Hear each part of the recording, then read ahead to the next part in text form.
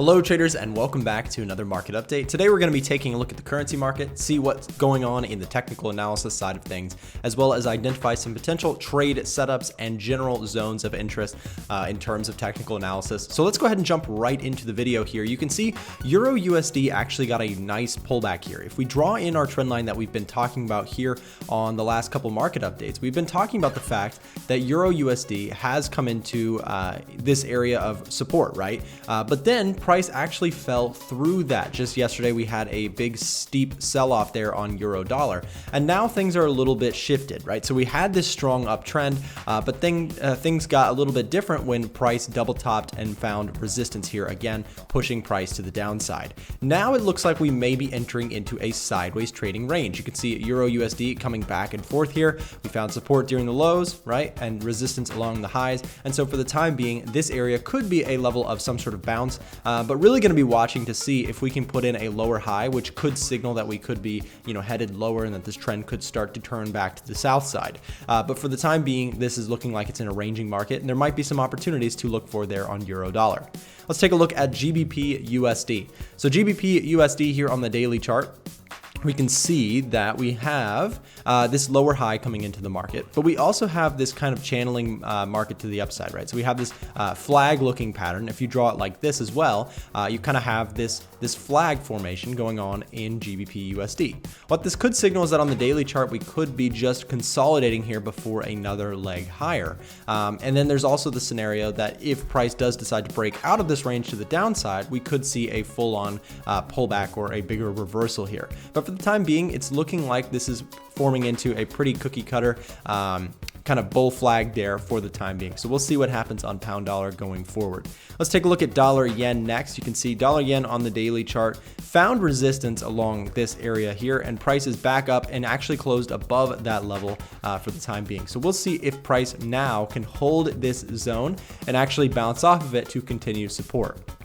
Let's take a look at Brent Crude here. You can see Brent Crude on the 4-hour chart actually has a nice little up channel trend. You can see price is holding very nicely. And we also have that same channel along the top. You can see price back and forth along the uptrend here. WTI crude is going to look very similar. You can see not much of a difference. We do have this lower trend line here along the bottom, and then we have this clean trend along the top. So this gives us a nice little channel here as price is going up and back and forth to the upside slowly. Also, just to mention, on the daily chart, we've talked about this level a couple times as oil has been bouncing off of this level very, very nicely. We had a supportive zone down here that did in fact hold very nicely. So that's something to consider going forward.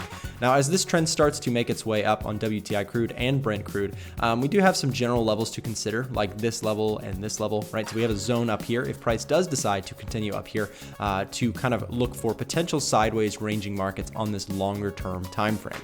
Gold is next, and gold does in fact continue to range as well. We have a lot of markets currently ranging back and forth, and gold is certainly one of the big ones doing this. You can see price back and forth here, resistance along the top and support along the bottoms. So for now, my bias here would be that gold could see some sort of a bounce, as we've already started to see at the bottom of our range here. So definitely something to watch there in gold.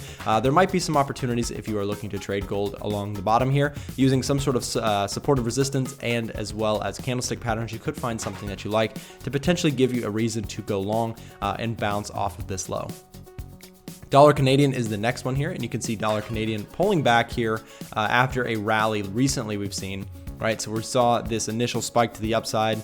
If I grab my Fibonacci and go from low to high there, you can see price pulled back to the 50% level, found support, and bounced back up. Now, in terms of resistance, we have this kind of resistance here. If we draw just exclusively along the tops there, if price can break through that, that might signal that we're ready to head back to recent highs to test that area. Definitely something to watch there. If you're an intraday trader, there might be a breakout trade concept. If you're a swing trader, that might also be a longer term push to the upside to look out for.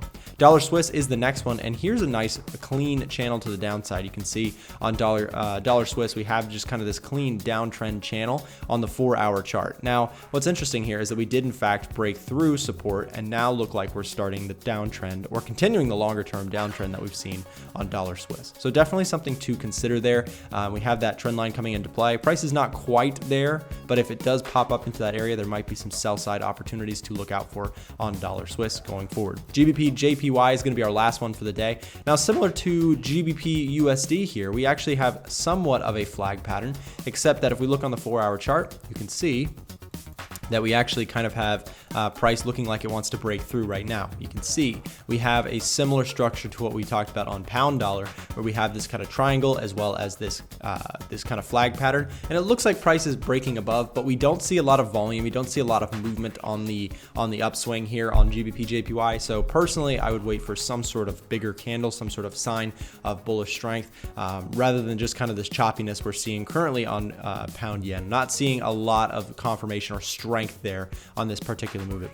You can see back here the difference in candle size is that we have these big decisive movements, as opposed to right here we're seeing some very consolidated, very slow moving markets here on pound yen. So interesting to watch there. Guys, thank you so much for watching. I hope you got something out of today's video, and we'll see you next time.